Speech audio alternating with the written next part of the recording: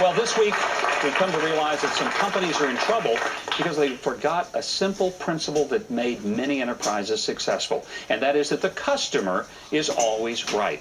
Now, I've been dealing with customer service people who apparently thought the customer was always wrong.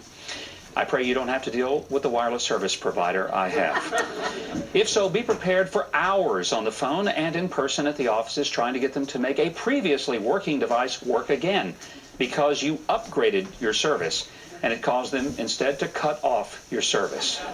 Add to that experience the frustration to the point of insanity dealing with an airline who cancels your flight and then wants to charge you extra money for having inconvenienced you.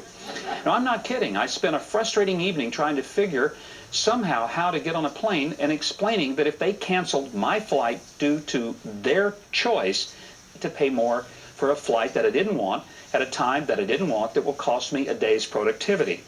Now, when companies get so big that they get lost in their rules and policies, they probably won't be that big much longer.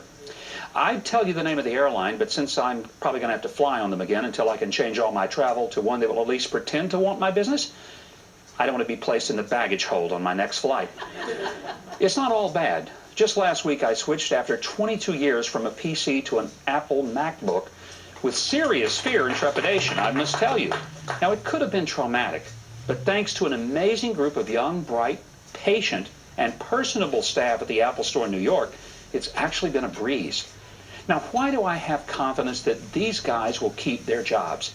Because in a bad economy, really good people with a really good product or a really good service have a really good likelihood of staying employed.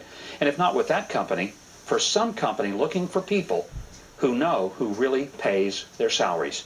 Now, if you've had a really great, or a really lousy experience with service, I'd like to hear about it. And you can email me at huckmail@foxnews.com. You can also get more information at my website at MikeHuckabee.com, including where to listen to twice daily commentaries on the ABC radio network that I just started this week. That's my view. I'd sure like to hear yours.